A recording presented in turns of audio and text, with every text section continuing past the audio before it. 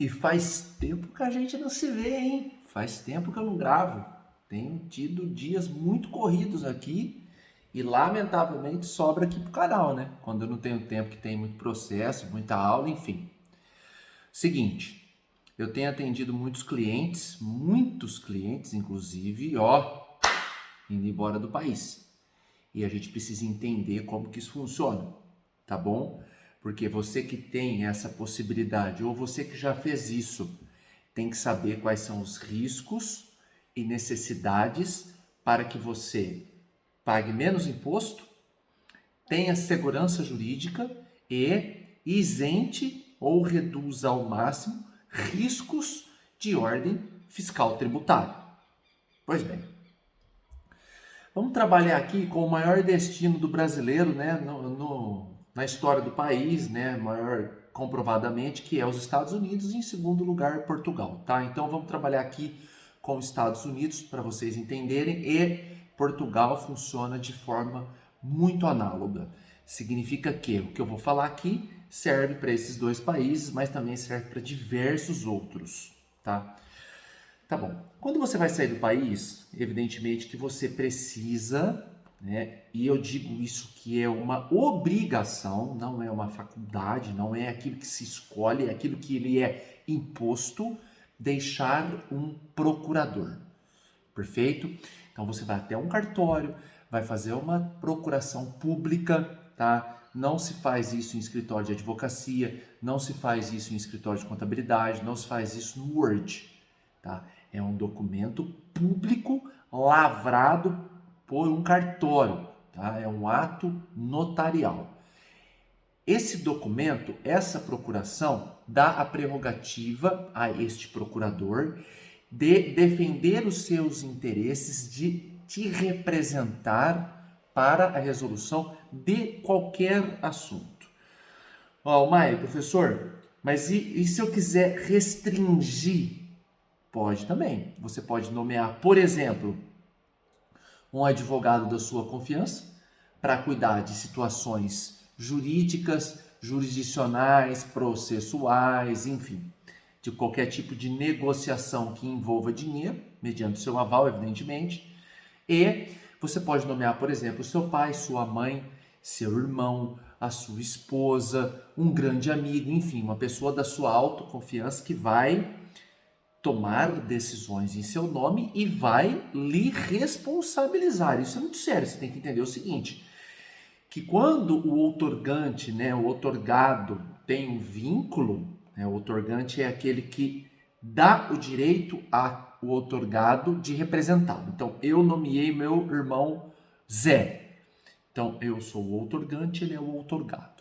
Então, quando isso acontece, aquela pessoa toma decisões em seu nome e aquelas decisões são exatamente como se você as tivesse tomado. Não tem diferença legal.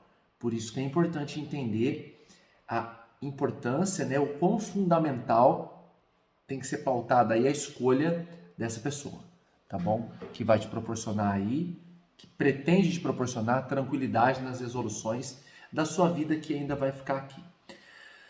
Mas, Mário, como que funciona essa questão de saída? Pois bem, quando você sai do país com um ânimo de definição, a gente sabe que isso não é caracterizado, né? Eu vou sair e não volto nunca mais. Às vezes você vai sair do país e não tem intenção de voltar, mas pode ser que você volte. Ou porque a sua empregabilidade lá não deu certo, ou você não conseguiu se acostumar à cultura, ou porque a qualidade de vida aqui no Brasil é maior, enfim, qualquer tipo de algo que seja de foro íntimo, de ordem particular ou mercadológica. Mesmo assim, você tendo o ânimo da continuidade fora, você vai fazer uma declaração de saída definitiva do país, porque toda saída que tem esse ânimo, ou que dure mais de 12 meses, ou que, mesmo em grau de viagem, você fique mais de 183 dias fora do país, como no caso dos atletas, né? Notadamente tenistas que viajam para disputar o torneio, e normalmente o torneio dura uma semana e o cara disputa 30 torneios por ano, pelo menos. Então, você alcança a condição de não residente no Brasil, tá bom? E aí você vai fazer uma declaração de saída definitiva até 28 de fevereiro do ano subsequente à sua saída. Na prática vai funcionar assim. Você vai fazer a saída definitiva. Nessa saída você vai preencher lá os dados do seu procurador e os seus dados e os dados do procurador. E aí você efetua essa informação, né? É uma obrigação acessória, é algo que você faz e transmite essa informação para a Receita Federal e depois disso você faz a sua última declaração de imposto de renda no Brasil.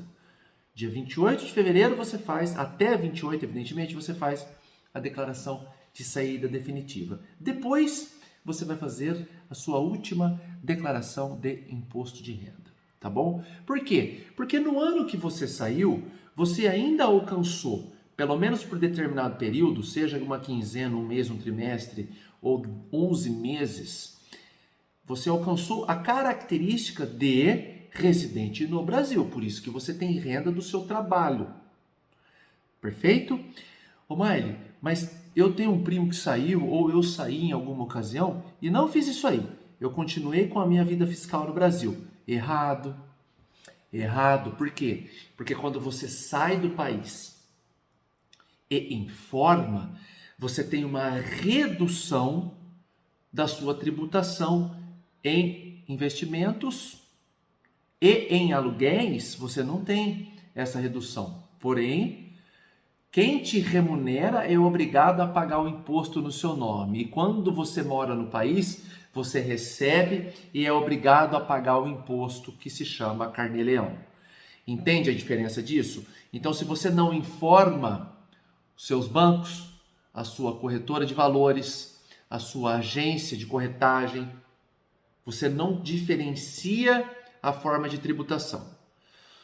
Quando você faz a sua declaração de imposto de renda e trabalha lá com o rendimento sujeito à tributação exclusiva, esse rendimento é aquele que fica já direto na fonte, você não paga mais nada dele. Se você tiver 1 bilhão na sua declaração ali, você não tem nada a pagar de imposto em abril do ano que vem. Você já recebeu ele isento, tá? Melhor dizendo, retido, né? O que vem para sua declaração é isento. Quando você informa os bancos e as corretoras, esse percentual é reduzido. Por isso que você tem o benefício da queda tributária. E mais, nos Estados Unidos, principalmente, eles trabalham com uma declaração de imposto de renda que se chama Money Worldwide. Quer dizer o quê? Quer saber tudo que você ganhou para tributar, não importa se é uma renda só norte-americana. E quando você faz a saída definitiva, você compensa o imposto pago aqui com o que você ganhou aí nos Estados Unidos. Você não paga dobrado. Então, quando você sai do país e não faz essa declaração de saída definitiva, você está pagando imposto a mais. Ah, mas Omar, eu não deixei nada no Brasil. Eu zerei tudo. Vendi os meus imóveis, comprei um imóvel em Miami, né, em São Francisco, em Nova York, e todo o dinheiro que eu tinha aí eu trouxe aqui para os Estados Unidos, apliquei aqui no Bank of America ou sei lá que banco, aí eu não tenho mais nada aí. Aí é outro contexto. Normalmente as pessoas não fazem isso. As pessoas têm receio de não conhecer, né, as estratégias do mercado americano e operam aqui no Brasil por alguns anos até ter total concepção de definição, né, de moradia nos Estados Unidos, aí sim elas fazem isso. E de outra ponta, né, para ser bem sincero, nenhum mercado no mundo, em termos de renda fixa, é melhor que o Brasil. Nenhum. Aqui é onde mais se tem rentabilidade na renda fixa, tá? E mais oscilação para especulação e rentabilidade na renda variável, tá? O mercado brasileiro é um fenômeno no espectro internacional. É que o brasileiro não sabe utilizar o mercado brasileiro. A gente tem nos Estados Unidos, sei lá, 75% da população que opera na bolsa. Aqui nós temos 5%. Então, isso caracteriza, né, uma ausência do brasileiro na participação de mercado.